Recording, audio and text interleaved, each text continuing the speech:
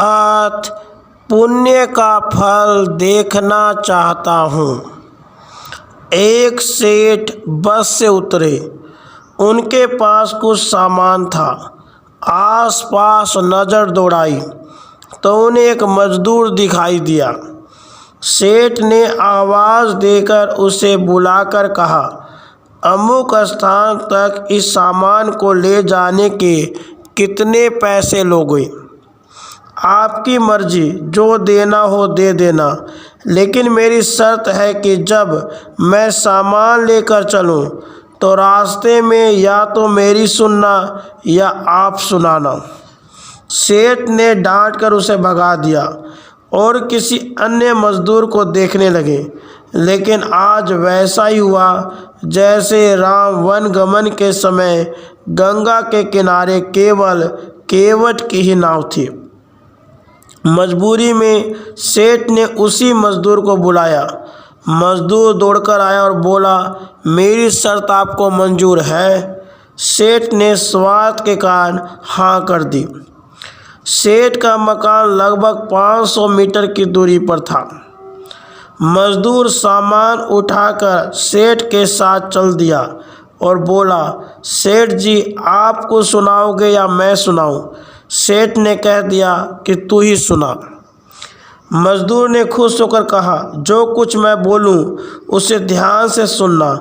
यह कहते ही मजदूर पूरे रास्ते बोलता गया और दोनों मकान तक पहुंच गए। मजदूर ने बरामदे में सामान रख दिया।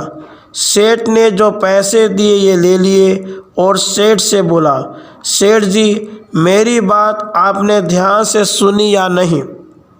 सेठ ने कहा, मैंने तेरी बात नहीं सुनी, मुझे तो अपना काम निकालना था। मजदूर बोला, सेठ जी, आपने जीवन की बहुत बड़ी गलती कर दी। कल ठीक 7 बजे आपकी मौत होने वाली है। सेठ को गुस्सा आया और बोले, तेरी बकवास बहुत सुन ली, जा रहा है या तेरी पिटाई करूं? मजदूर बोला, मारो या छोड़ दो, कल शाम को आपकी मौत होनी है। अब भी मेरी बात ध्यान से सुन लो। अब सेठ थोड़ा गंभीर हुआ और बोला, सभी को मरना है। अगर मेरी मौत कल शाम को होनी होगी तो होगी, इसमें मैं क्या कर सकता हूँ? मजदूर बोला, तभी तो कह रहा हूँ कि अब भी मेरी बात ध्यान से सुन लो। सेठ बोला, सुना, ध्यान देकर सुनूंगा। मरने के बाद आप ऊपर जाओगे तो आपसे यह पूछा जाएगा कि हे मनुष्य, पहले पाप का फल भोगेगा या पुण्य का? क्योंकि मनुष्य अपने जीवन में पाप पुण्य दोनों ही करता है।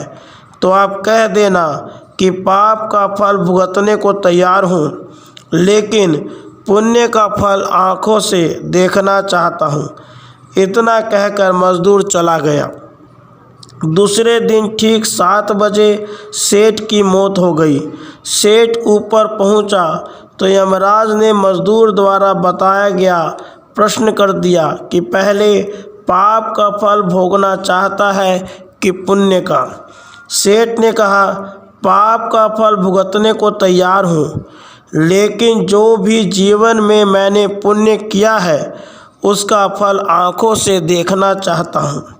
यमराज बोले, हमारे यहाँ ऐसी कोई व्यवस्था नहीं है, यहाँ तो दोनों के फल भुगताए जाते हैं। सेठ ने कहा कि फिर मुझसे पूछा क्यों, और पूछा है तो उसे पूरा करो।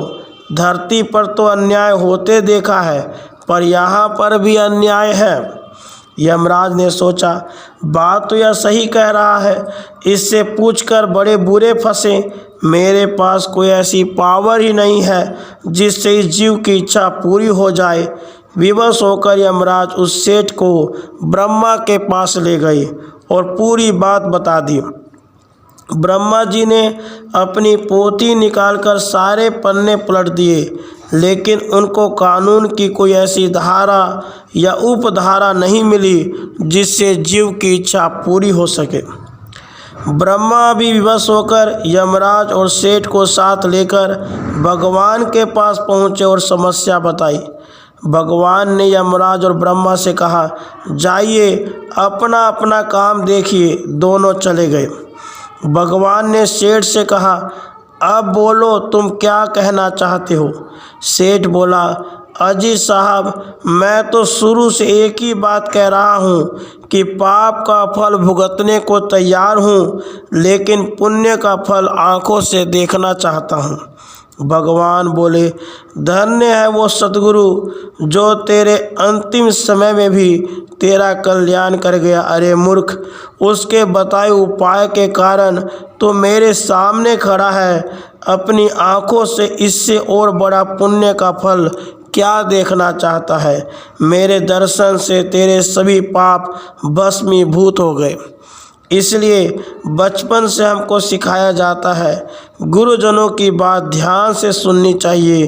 पता नहीं कौन सी बात जीवन में कब काम आ जाए।